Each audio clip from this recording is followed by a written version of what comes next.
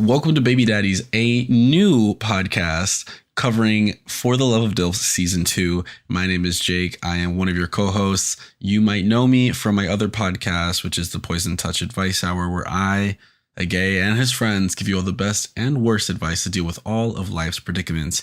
Alongside me, I have Amario. Amario, let's introduce ourselves.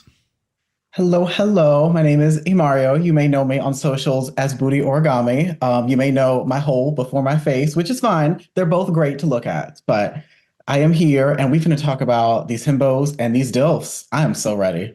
Oh, so we got the idea to do this podcast when we were watching season 1 because it's rare that a new reality show comes along and is so good, you know? Very good. So I figured we gotta hop on that horse. I do not think I found any other For Love of DILFs recaps. I saw 2 people on YouTube doing live reacts where, like, you know, so the person will sit in front of the camera, they'll watch it, you can hear the show in the back, and they'll talk about it. But I didn't see any recap podcasts, so I think we might be the first. If we're not, the girls will come for me. But if we are the first, so be it. So be it. I mean, the girls already be coming for me anyway. So, I mean, I guess, you know. Yeah, I don't want to Columbus ourselves. We're like, we found it, you know, and someone's like, actually, I've been reviewing it since season 1. You bitches are late by 1 season. But let's hop into this episode. I'm so excited for season 2. Season 1 was fantastic, but season 2 starts off. We get that fake ass dolphin in the intro. It's just clips of ass.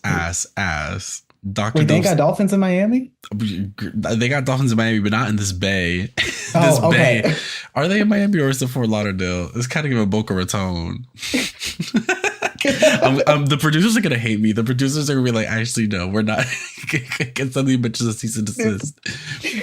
How do you feel about Stormy having this whole like, well, why'd they bring me back? Was anybody asking why they brought her back? She's a queen. I mean, honestly, we were demanding Stormy be back. Like, literally, she gave me so much life in season 1, and just seeing her post, like, you know, I'll be back to host season 2. I was like, yes, thank you. Yes, like, my prayers have been answered. I don't think I saw anybody being like, why is Stormy hosting? Give us someone gay. Because I felt like the whole reason they had her do it was she was like, okay, well, I'm bi, so I'm allowed to be here. That's kind of what it came off like, which I feel like she didn't have to do. You know, she's a queen. And I love her in a little half long sleeve dress, you know, which is one long sleeve. It barely covers the coochie. She got a big old feather there. It was a good fit. It's just Stormy's just gorgeous. Like, I can't stop looking at her. Honestly, like, it's the low lights in the bottom, the highlights on top. It's just, it makes me feel at home. And also, like, the titties, like, just you know, because she's a Southern belle. She's a woman. She's a Southern woman. So she really just has like a quality to her where you just want to trust her. Like, she starts talking and I'm like, I want to divulge my secrets to her, which is something you really want in a reality TV show host. So, I would come out to Stormy. I would. Oh, 100% I would come out to Stormy. Hell yeah. Let's get into these himbo entrances coming up next. The first himbo in is Aaron. Thoughts? Aaron, he is very tall. Let me preface this with I am 5'4". So upon learning he was, what, 6'4"? I think he's like 6'4", yeah. I was like, okay, I'm going to climb him like a tree. His friends call him Gay Jesus. And I totally he's see not brown enough for that. Jesus is a brown man, okay? Jesus had an afro. But I think he's very cute. Figure skater, which I was like, okay, the girls brought the talent. Like, that's wild. Okay. Because the only other figure skater I know is Denali. I mean, I don't meet many figure skaters. I really don't want to sound stupid, but I saw how he was dressed and I completely glossed over figure skater and thought he was a skater, like skater boy. Like skater boy. Oh. So now that you're saying it back to me, I'm like, oh, he is a figure skater. I saw the backwards hat and how he was dressed like a frat boy. I said, Tony Hawk. I mean, didn't Dr. DILF call him like the DL frat boy? So I mean, he I guess did say that. Wrong, I think I'm being swayed by Dr. DILF clocking him as a frat boy. I kind of like that he was all very like based off vibes, you know, he's a little woo woo. He was like, you know, looking for the vibes, the energy. I gotta get my energy on them and feel them. I can kind of get with that. Next up is Nick Mask. I love when they give a last name. I think it's so fun. Because that's like a stage name then. Because, everyone else is like, here's my first name. But if you give us a full name, you better work. It's just like a little extra. Ooh. So Nick Mask walks out. He's not Mask. He says that he's 20, but then he corrects it to 30. He said, West Hollywood socialite. That is definitely someone who is hit their 20 when they're 30. It just makes perfect sense. Honestly, the fact that he even just like looked straight at the camera and said, I'm Nick, I'm 20. 30. I was like, girl, how many times have you said this? Like, this has become a habit at this point. He's a woman of the night, just like myself. He's a producer, a promoter, an MC, a host. So basically that means he's out every weekend being messy. I wonder if he contributes to West Hollywood phone theft. They steal phones in West Hollywood? Oh, are you unaware of this? No, I didn't know about this. Bitch, West Hollywood is known for phone theft. Like, it is crazy how many phones get stolen in West Hollywood. It's insane. Do you think Nick would have been on Real Friends of WeHo season 1? Will we get a season 2 of that show? If we ever get a season 2, he'll be on season 2. I'm sure. I wouldn't mind more Nick. Like, it's just, I got to give it to her. The tattoos, the titties was right. I'm obviously a tit person. Like the titties, the tattoos, like it was kind of doing it. I don't know, something in the face. He kind of gives me a little Keanu Reeves. If Keanu Reeves was like a small twunk. if Keanu Reeves was a 5'4" twunk, I think he could be Nick. Basically, if he was a different person, he could be. I was like, oh, that's a lot of if this. Then. If you change this, and this, he could be Keanu Reeves. I take it back. Reaching. I take it back. I'm going to literally strike it from the record. I think it's the way his mouth is shaped. I think he has a very similar shaped mouth. Sometimes I notice really weird things like that. Anyways, I think Nick will be an antagonist this season. Oh, a villain? I think so, but not like villainous all the time. I just think he's going to have an antagonistic relationship primarily with Aaron. I think the two of them are going to be going at it often. And I love that. That's great. It's like, I'm so glad it's recorded because I would love to see them go at it. Oh, I can't wait to watch them go at it. Oh, yeah. It's going to be like a Chihuahua and a Doberman. So the next himbo is Rico. How do you feel about Rico? In my notes, I wrote those arms in all caps. That man, I don't know how big those biceps are. They look humongous. Massive. Huge. And I say this, I got a little, you can't see behind the mic. I got a little bicep here. But yeah, I said those arms. I love that he's, we're kind of getting like top himbo representation.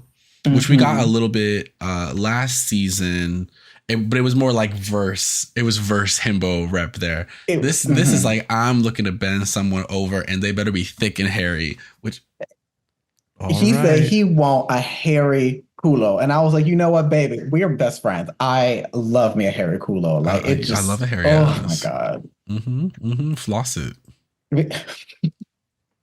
Oh, I'm sorry, I shouldn't have said that. Okay. No, we'll keep it. We're keeping it in. We're keeping it in. Speaking of, never mind. I'm not gonna. Next up is Daniel, who I am truly obsessed with. I don't think I've ever been more obsessed with a reality TV character more than Daniel. You can lead this one. I know you want to. Listen, Daniel's my favorite. I will stand Daniel more than I stand Phoenix last season. That's a big stand. And I stand Phoenix down. We will get back to when we start reviewing season 1 again after season 2 is done, and we can get into the Phoenix hype of it all. Oh. I love Daniel. He sounds like if the Big Boulay was trying to be sensual. He's like a sexy Kermit the Frog. When he said, "I want somebody, but I hope they want me too," and my double cheeseburgers. The double cheeseburgers?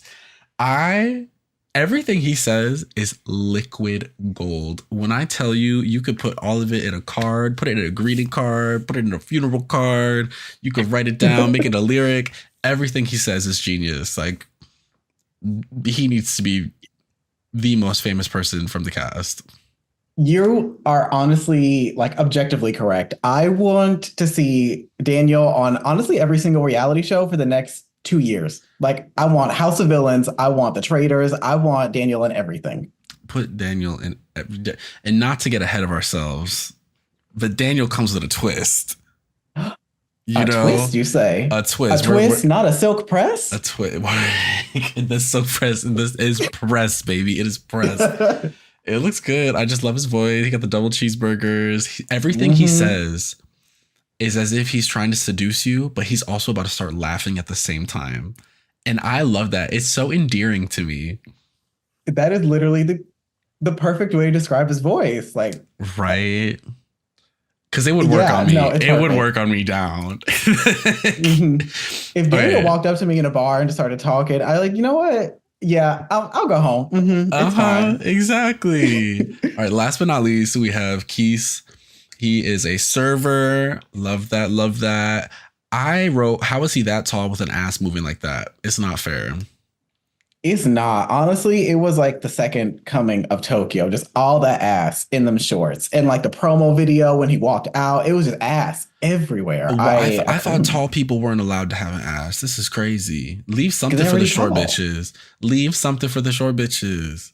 I can't deal with this.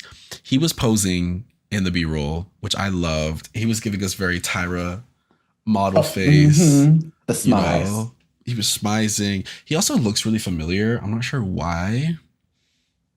I don't know. He just looks very familiar, but it could just be me. But yeah, Keith is cool. He seems kind of quiet. Yeah. It's always the quiet ones you got to worry about, though. I know. That's why I'm like, we'll see what he gets into. After that, we have Stormy's entrance. Rico loses his phone in the ocean, quote unquote, but it's not. Then he calls it a lake, but it's also not a lake; it's a bay. The production. We had a hot production guy go in and fish it out. Good for them. Stormy comes out in another dress. This one is like aquarium rock blue. She looks great. Oh, it looks so good on her skin. Yeah, she looks great. I mean, blue is her color. I have that written down in my notes. I said blue is her color, and she had that like light blue eyeshadow. Is really cute too. Oh. Yes. And Dr. DILF said he got the best drag queen to do her makeup from Florida. And I'm like, did Morphine and Maya do her makeup? I wonder. I was trying to think who else is from Miami. I was like, who else is a Miami girl? It's them too. Miss Morphine, who runs Sephora like the Navy. Oh, you know damn what. Dr. DILF walking into Morphine Sephora. I love when she says, I had to change my panties. I just had to say that. When she says, I had to change my panties already. Gagged. She was talking about her panties and how wet they are. And she said, you get to see the daddies, but not yet. So let's bring them on out. And first out is Big Sal. And they don't call him big because of his height. That's what Dr. DILF said. They call him big for his money. That boy got Wall Street money. Retired Wall Street executive. That's what he said. Retired Wall Street executive. That face is pumped, baby. You could. He paid for that face. He worked hard for that money. But I will say, he has a very endearing smile. He does have a very nice smile. Like, I feel like I could just like lay on his chest and just like, you know, just be like when he was talking, I was like, I feel like he's kind of putting on for the camera a bit. But then he would smile, and I'm like, that smile just looks genuine. He's got a very genuine smile, which I can appreciate. After that, Jimmy walks out. I fully was expecting an Irish accent when he popped out. Is it trauma from season 1? It might be. I was like, are we just getting an Irish person every season? I was expecting an accent out of him. He looks like he should have an accent. It's weird. You do. And Jimmy is a local girl, a Chicago queen. Yep, local queen alert. We finally got someone from Chicago on TV. I mean, finally. I guess, you know, they couldn't get any of the queens on Drag Race, but you know what? I'll take a DILF. I'll take a Chicago daddy. I love a Chicago daddy. When was the last time we had a queen on Drag Race from Chicago? Was it like Shea Coulee in the All Stars? No, well, I guess All Stars. Yeah, I thought I was gonna say the Mackie doll. What's her name? Oh, Kimora and Denali. Yeah, Kimora and Denali are both Chicago. So yeah, I thought that was the last one we had was Kimora and Denali. But yeah, All Stars. Shay went back on. Utica now lives here. We got a bunch of girls now. Where are we? Oh, when we were talking about Jimmy. The one thing that he says that pings me like bing, bing, bing, bing, bing. When he says, I can see in someone who's younger an old soul. I've always been an old soul. Wording like that, I just don't ever think it. I just never liked the term old soul. Like, yeah. Maybe that is a child. Just because a kid is like quiet, like that's not an old soul. That is an introvert, actually. But that's a conversation for another day, for another episode. We can cover that on Poison Touch if we need to. But for now, we move on to Nigel Battle. Once again, I love when they give a full name. Nigel Battle's kind of a badass name. He's from New Jersey. That's a Jersey sister. That's a Jersey sister. That's a king right there. I kind of think he's like the Tony Cannoli of the season. And bear with me, I don't mean personality wise. I just mean in the fact that he's like all about love. He's here for love. He's like very like Prince Charming in that way. Like he's here for the love, I love the bear joke with the bears. I have to give you flowers for that. Wait, what did I say? You were like, bear with me, and he's a bear. I thought you did that on purpose. No, I didn't. I did not. No, pun not intended. But you know what? Actually, yes, it was intended. No, I have no idea. Shout out to the bald Latinos with beards. They are legion. They are numerous. There are hundreds of them. I think he'd be very popular in Chicago if he showed up here. I know we talked about Sal's smile, but can we talk about Nigel's smile? Because it's just Nigel, so heartwarming. Yes, he also does have a very heartwarming smile. He's someone I would also come out to, I would come out tonight. Yeah, he gives kind of like, I was going to say youth pastor vibes, but I'm thinking more like English teacher vibes. The English teacher vibes. Okay, yeah. Somebody that you could trust, Yeah, I would trust him. Then after Nigel, we get the Haitian daddy, Looters, who looks extremely young for 42. He said he was 42. My jaw dropped to the ground. I was like, there is no way because actually, I think, didn't Daniel say black don't crack? Yes. But I don't know why you're so shocked, girl. You're going to look like that at 42. Can I be tall like that at 42? Is Looters tall? He looks tall. I mean, not as tall as Aaron, but maybe it's just because he's slim. He looked tall. Maybe I thought he was like, he looks like he would be my height, I think. I mean, I'd say everyone's taller than me. Anyways. Well, all right. Well, yeah. But Looters, oh my God. So skin just flawless. The beard is perfectly lined up. The outfit is correct. The skin tight green and black fit. It's just, the confessional look is probably my favorite. I think I wrote that. I think out of anyone's confessional look, he is my favorite. And last but not least, we have Kane, who is a Aussie yoga instructor, who they call him Daddy Kane. I think he kind of looks like a Keebler elf. He looks very sweet. He kind of looks like he looked like he would make cookies in a tree, but like in a very nice way. Like it's not shade. Like he just looks really nice. I wrote Fang's uncle ? In my notes. Not Fang Aruba. Kane Aruba. He's very woo woo. I feel like him and Aaron would get along. After that, so everyone else is blindfolded. The daddies are only allowed to say one thing. They're allowed to say, "I am your daddy." I said, "Oh God, here come the voices." So we're just going to really quick bop, because there's not a whole lot to talk about here, I don't think. Aaron is like, I'm going to hug everybody. It kind of reminds me of that guy in that online dating show where he kept on hugging the women and turning them away when they weren't the body type he wanted. But I don't think that's what Aaron's doing. I think Aaron truly is just going off vibes. So he picks Sal. Sal is like, oh, damn, I was picked first. Sal's definitely looking at Nick. 100%. Oh, hard looking at Nick. 100%. Then Nick is like walking around. He starts going to everyone. He goes up to Nigel and says, "Oh, she's hairy." And Nick did say that. And I was like, oh. And Nigel, the way he says, "I'm your daddy," his voice dropped damn near 3 octaves for that. Meanwhile, in his confession, he was like, "I'm here for love." Listen, I work. Listen, we love a multiphonic queen, okay? So Nick ends up picking Kane because of his man stank. And then Nick says something that I don't think he understands. He was like, I love a little man funk. It's like a menage a trois. I don't think he knows what a menage a trois is. Do they do those in West Hollywood? But I don't know. Maybe the menage a trois between a thief, a phone, and someone else. But I don't see how man funk is a 3-way unless the funk is like so odorous that it's a third person. Maybe like the funk given form. Like maybe that's what it is. I don't know. Rico goes straight for Nigel and immediately picks him. Did he even look at the other two after Nigel? After Nigel, no. He hugged like there was maybe one person in front, right? Because Sal had already been picked.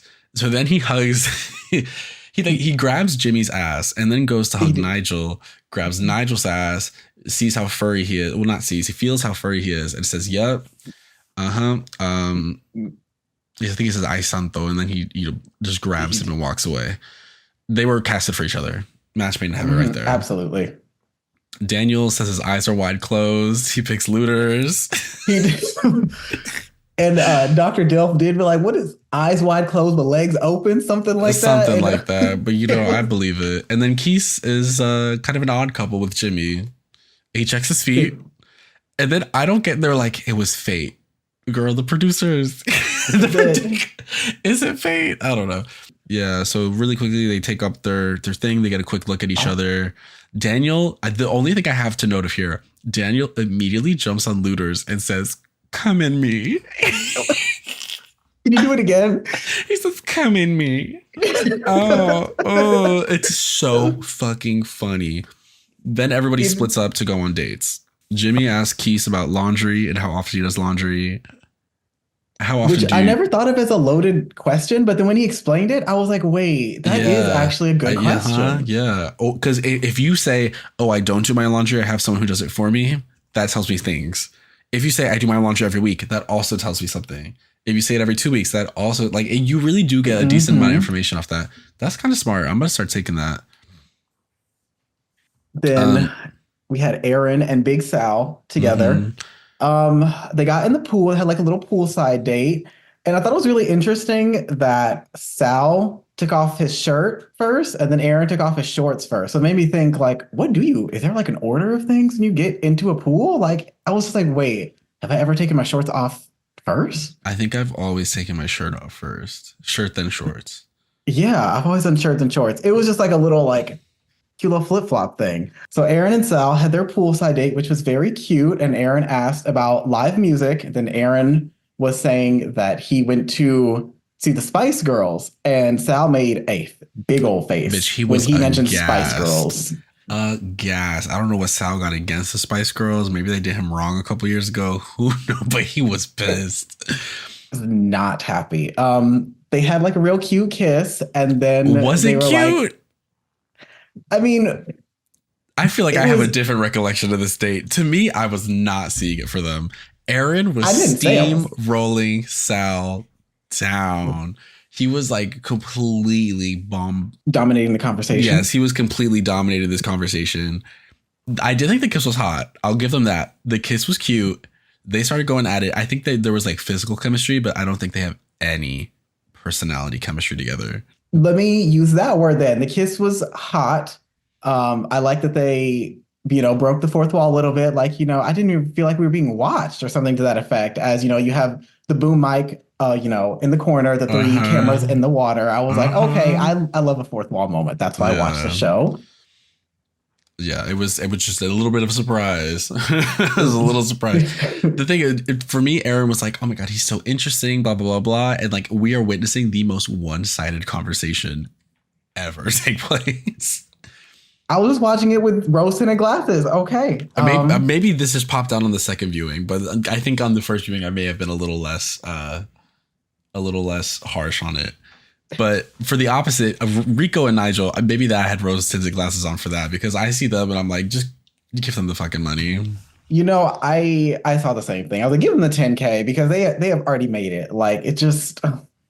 Yeah. The only thing I love the Shape of Water reference. That sticks out here. Oh, yeah. He does say the Shape of Water. He does say like water stuff. Rico kind of reads him a little bit for his YouTube stuff. I'm like, why? Just let the man create. He completely ignored the whole medical assistant part of his job. He ignored the whole healthcare thing and was just like, this man's making YouTube at his big age. Girl. And it was medical assistants specialized in dermatology, which skin is complicated. Yeah. And you just skipped over that. But like, he made, like you said, YouTube at his big age. I was like, girl, I don't know. I mean, them YouTubers are making money. So yeah. Well, he's he's on his way to be a dermatologist. They make hella money. So it'd be fine either way, no matter what takes off. I don't know. Rico made me a little mad right there, but I gotta forgive him. Yeah. I mean, he's gonna choke me until I forgive him anyway. So they talk about wanting something real, and I had this thought. I was like, do you think that something real could come from a reality TV show? I think I don't know. Okay.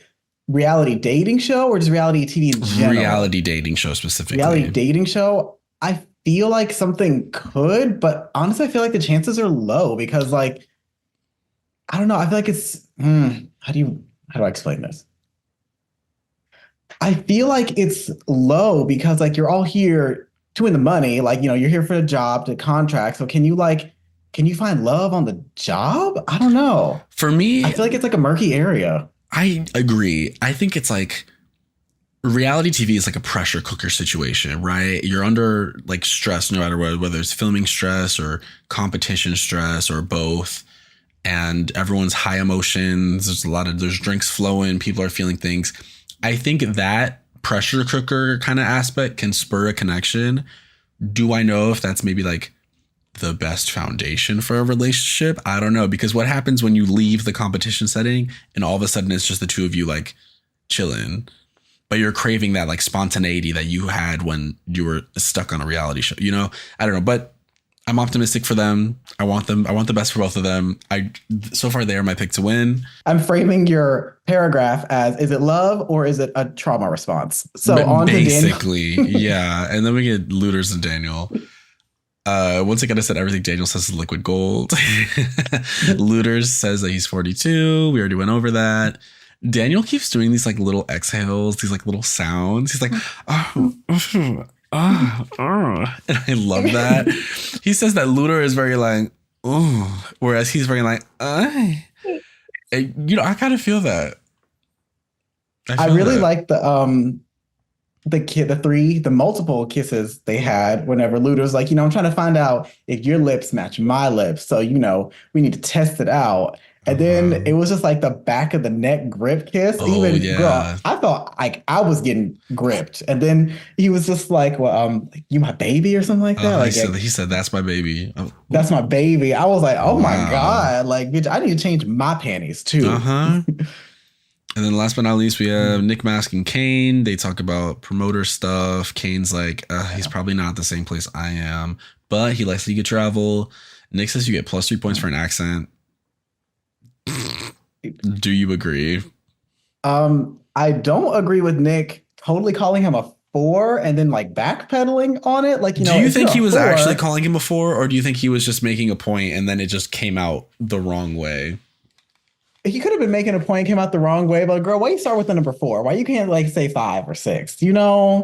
At least give me something in the middle to start with. I don't know. Yeah, I think if I was making that same comparison, I would probably be like, yeah, I always tell people if you're like an 8, you're an 11 because of the accent. Like start off higher. There's no why start at 4? And Kane was like, are you calling me a 4? And then Nick was like, no, I'm not calling you that. Like I would have felt the same way. Like I ain't no 4. Yeah, exactly. Who you calling a 4? But okay, then we get another montage of the house because they love to show off this house. They paid for it, y'all. They're renting it out. And then we see Jimmy and Keith going at it in the elevator. I said, they do not play. These boys are horny boots. The mic is on. The cameras are on. We are watching intently. Yeah. I didn't have too much to write here. The one thing I did write was Sal talks about, the great loves of his life and how he was in relationships for 21 years, and then he took the last 10 years of his life to find himself. And I'm like, oh my God, I'm like seeing him about to start crying and I'm about to start crying. I'm such a baby. I hear people crying, I'm just like, I immediately just start crying. I can't. No, that was I just wanted to give Sal a big old hug. I mean, all the daddies did, because he deserved it. Like that, he'd been through a lot. Because he said he was 60, and I didn't believe that, but that technically would have made him like, well, I think you said like 20 around when the AIDS crisis happened. Yeah. So he would have like lived through that and still found love after. And Sal deserves the world, honestly. Our old gays are important. Then on the himbo situation, we have kind of the opposite. The daddies are like all hugging each other. Meanwhile, the himbos, Aaron is like, okay, listen, I want your daddy. Nick said, oh, I have some really good advice about that. Stay the fuck away. He kind of gathered him, not gonna lie. He kind of ate that. And like I said, I feel like they're going to have an antagonistic relationship between each other this entire season, which I'm kind of here for. The producer asks Aaron and says, like, do you think he's just here to play the game? And Aaron's like, yeah, Nick's definitely here to play the game. But I'm like, girl, aren't you all here to play the game? The game is to find somebody and get $10,000. I think you're all here for the game, no? Why can't you be here for the game and for love? You can be here for both. I'm not saying that one negates the other. You could totally play the game and find love. Yeah. And then Daniel brings up the looters PJ situation. This is the beginning of Pajama Gate. Man, you're calling it right now. Hashtag Pajama Gate. Yeah. So if a man gave you pajamas, would you wear them? He said he got them as a gift for his himbo, whoever would choose him. Yes, but I don't know if I would wear it if it was the first thing. This first night, I probably wouldn't. I probably would have taken Daniel's side. If we're like, say this pajama party happened episode 3. Okay. And he was like, here, I got you some silk pajamas. We can match tonight. You know, when we have more of an established connection, I would be like, oh, that's so cute. That's so endearing. Hell yeah, let's match. That's so fun. But for episode 1, knowing that this is the chance for them to be like, if you want to talk to other people, now's your time to talk to other people. For him to be like, here, stake in my claim, wear these, don't talk to nobody else. I'm with Daniel on standing your ground. I did bring my own stuff, you know? I mean, I cannot wait for the rest of the season because you're going to do Daniel's voice every time you have to paraphrase him. I did bring my own stuff. I love. And then we get to the actual pajama party. Not many of them are like in PJs. They're just kind of in like boxers and shirts, which I guess is PJs. PJs or whatever you make of them, I guess. I don't know. I was kind of expecting like, like a full silk set. Maybe not a silk set, like a full set like Looters had on. Like when I think of pajama parties, I think of that. Like, Exactly. Because I sleep naked. Look. So like my PJ party would have been me in my birthday suit. But if I'm going to a pajama party, I'm expecting like a flannel or like a silk set or one of those little nightcaps, a little honk shoe, something like that. I don't know. Stormy walks in. She's in a pajama fit. Lingerie. It's so camp. I love it. The girls are on display. She looks great. She's perfect. And then she says, I got a twist for you. Again, not a silk press. Not a silk press. But, and yet somehow it is a silk press because out walks, let me not get ahead of myself. First walks in Anthony. That man is squinting. He's a bartender, just like me. I love that. He's got nice hair, nice tats. He seems a little bit quiet. He's a father. He's 40. He's fine as hell. Fine as hell. He's fine. But yeah, I feel like he didn't give us too much to go off of. His intro was pretty quick. And then, you know what? No, I'll let you handle this. I know you want to do it. Just when I thought Daniel couldn't get better, they introduced not his twin, Derek. I'm obsessed. I was like, oh my God, there's 2 of them. I can't believe this. Anything they say, I am listening. The way they talk to each other is so good because you could tell how much, like how close they are. So when the 2 of them start riffing off of each other, like later on in the episode, they're talking about Anthony and Daniel looks at Derek and says, you like him, don't you? And Derek says, yeah, he's pretty. And then they just keep going back and forth. I love my favorite sexy Kermit the Frogs. I love the Hard twins. They say, but Hard is nice too. But Looters looks stressed, like he wants both Daniel and Derek for himself, which, listen, I can't fault him for that. I cannot fault him. Listen, for they both fine. I don't blame Looters. Yeah, and they got fun personalities too. Like I can't fault you for that. So Derek's having this 3-way date, but it's not really a 3-way date. Near immediately, you can see Kane sitting in the corner, and Derek's fully turned toward Anthony. He says, Anthony, well, how are you doing? So Derek's like over Kane. I think when they gave Derek the choice to like choose the daddies, I'm pretty sure he just chose Kane. I don't think he had Anthony as the option, but Anthony chose Derek. So maybe they did have the option. I don't know. Because Derek looked genuinely surprised when he was chosen. So, but Derek's feeling Anthony immediately. Kane is just kind of there as like character development fodder. It's very funny. They're riffing off each other. It's cute. I'm already shipping them. My favorite couples so far are Derek, Anthony, and Rico Nigel. And then we swap over to a different 3-way date. This is the Phoenix Situation Part 2, the remix, Season 2, the Rue Up. Oh my God, it was Nick and Kane. And they was getting along. And then Aaron walks up because you can talk to any of the daddies. This is And Aaron walks up and was just like, hey, I'm his here to big ass talk to comes Kane. up to these two 5'3" men, says, "Move over, bitch." And then Nick says, actually, I can't. There's pillows here. And then Aaron says, it's okay. I'll move them. Here's one. Here's two. I'm not moving the third because I'm not a servant. That gagged me when he said that. That show, I was like, oh my God. But the real tea is that if Kane was if he was real slick, he would have moved over with Nick and put himself in between Nick and Aaron. Have Aaron on one side, Nick on the other. And that way, you can still talk and engage L3. But no, Kane just like let it happen, which kind of feeds into Kane not being as dominant. Because that's something that Nick mentions in the bedroom earlier that we didn't really talk about that much. But he does say that he feels like Kane isn't that dominant, which he would have liked. And if he was dominant, he would have been like, oh, okay, yeah, sure. But I'm sitting in the middle. So you think Kane just did it for television? No, I just think Kane is just not a super dominant person. And that's okay. It's fine. It's okay, y'all. I'm trying to start some drama over here. But yeah, Aaron and Kane start talking astrology. I already feel like they're on the same wavelength. They're very woo-woo together. I already pinned this from the start. I figured that they are getting along well. We swap over to Keith and Jimmy, Rico and Nigel in the kitchen, which I appreciate them being in the kitchen rather than like on the couch. Because if everybody's just on couches, I'm like, all right, there's not much to look at. I kind of like that they're standing in the kitchen. I love a standing in the kitchen moment at a house party. Oh, absolutely. They're the best. You make your best friends in the kitchen. Exactly. I'm always in the if it's a house party, bitch, I'm in the kitchen down. And Rico brings up in probably the worst way that he could, in the middle of conversation, says, well, I have a red flag I'd like to address with you, Nigel. And Nigel's voice dropped. Nigel's voice drops. And Rico says, so you do YouTube content. So does that mean you're not here to find love and find something serious? And Nigel's like, oh, no. That actually falls to the wayside. Yeah.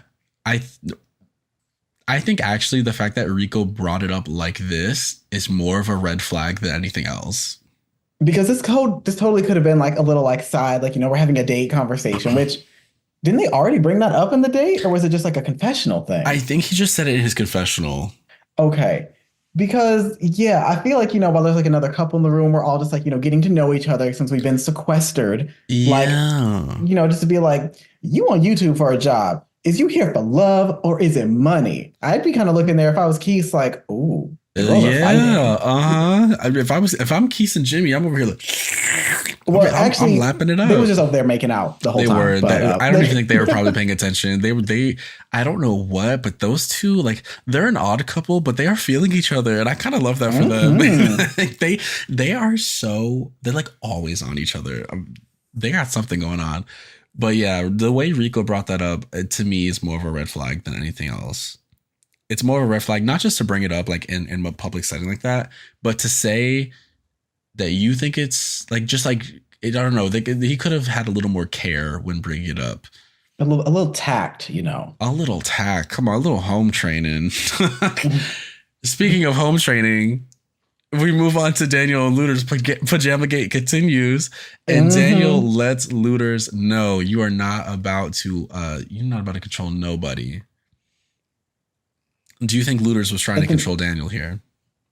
I think it was a little much to bring it up again. Like the first time they had the conversation, like, will you wear it for me at some point? Like, maybe, if I'm feeling you, then I'm like, okay, yeah. But then to bring it up like again in the same night, like, so will you wear the pajamas? It's like, girl, you not finna control me. I think the first time was fine. On Daniel's side. When the second time happens, you're right. That's when I was like, why are you pushing the point? This man already say he don't want to wear them. Like, why can't you just take it? If he wants to wear them later, he'll put them on. I think to belabor the point like that and bring it back up, I'm like, oh my God. So yeah, I'm with Daniel. Well, he said, I will turn up if I need to. Maybe he got them on the Fenty sale and he was like, I'm going to make sure this fit is seen on television. Maybe it was that. If he wanted to have them seen so much, he should have worn them himself. Woo? Oh. Wow. Clock that T. Clock Clock that that T. T. Clock that T. Speaking of, no, wait, that's not a good segue. And then we Speaking of end. tea. Speaking of tea, wait, it kind of is tea though, because we then Stormy spins a big plastic bottle, and they have this fake ass bottle noise. Wait, it was plastic. I thought it was. I heard the glass. But that shit was inflatable boots, and it lands on keys and says, "Who should go home?" Famous question. Happens first episode, kind of a gag, but also not really a gag because it was like the quickest moment. They like literally did it and then ended the episode. Key says that Looter should go home because of Pajama Gate. Nice to see that the himbos are on Daniel's side. I can appreciate that. I like that. Class solidarity. Yeah, solidarity between himbos. I love that. I thought someone was going to bring it up another notch because she was like, you know what? Something else for you. And then the cymbal scrapes, cymbal swells, and then I'm going to bed. And then right, she just edged us. I thought we were gonna spin the bottle a couple more times and get everyone else who they like. I was expecting more people to say who they think should go home, but I don't know. They just gave us the key says Looter, and it wasn't even like Looter really felt some type of way about it. He was like, "Oh, okay." It's like I don't get a chance to defend myself, and then that was it. I want to see some tears on the first episode. Exactly. I wanted to see Looters be like, "Well, I think you should go home." Like I wanted a little more back and forth there, but maybe we'll get that episode 2. Because maybe episode 2 will start off and be like, "Well, yesterday at the pajama party, blah blah blah blah." I can't wait for someone to come in with the Real Housewives and know the argument. You know what, y'all? Let's just put a pin in it. We have a challenge to go to, and then they just bottle it in. I love bottled up emotions. Can we stop fighting? It's my birthday. I just want everyone to be happy on my birthday. My God, Joshua, you are a queen. I love you. Yeah, Prince Joshua, you really are a prince. That brings us to the end of the episode. Are you excited for the season? What are you excited for? I'm really excited, honestly, to see Nigel and Rico because they had the season here's what happens on season 2. They showed a lot of good scenes, but lots of good just honestly, when Nigel is to be fully appreciated, it just makes you feel like a way. Honestly, that made me feel really good 100%. Inside. 100%. I want them to find love. Yeah. And there's really that clip of the two of them sobbing. I'm wondering what that's about. Out. And then we see at least 2 more people enter the house. It looks like another himbo and another daddy. Some curly haired twink and this fine ass man. Yeah, he was pretty really fine. He was only there for 5 seconds of the season trailer. Yeah, well, I'm also not sure if he's a daddy or a himbo because he looks really young. I mean, Looters. I mean, we've established Black don't crack, so maybe he's also secretly 42. Who knows at this point? Who do you think's winning so far? If you had to judge it based off of this episode, who's winning? Just this episode alone, who am I giving the 10K to? Yeah. Honestly, I would probably say Rico and Nigel. I see the love. I see it happening. I think they're going to make it all the way. I want to say them, but I'm afraid that we're getting so much upfront that they're going to give us some conflict halfway through the season. And that's what worries me. I'm worried. I don't want us to have another, another Tokyo and Tony. Tokyo and Tony. I almost just said Tokyo Tony situation, but yeah, that is the Tokyo and Tony. Yeah, I didn't want us to have another. I'm scared. So it's between them or it's between Anthony and Derek. I feel like Anthony and Derek are going to be getting on fabulously. Ooh, yeah, I'm excited. I can't wait. I was like, I want you to say it, so I had to mouth it to you. I can't wait. We're going to watch episode 2 this next coming week. Thanks for tuning in to Baby Daddies, the unofficial, maybe the premiere. Who knows if we're the first? I don't know. I don't want to say if we're the first. I don't want to be Columbus like that, but maybe the first for the Love of DILF's Recap podcast. And we'll catch you next time for another juicy, juicy episode. And I ain't talking about the asses. I'm talking about the drama. Ooh, because you're a little ooh or you're a little ee. Yep. Bye. Bye.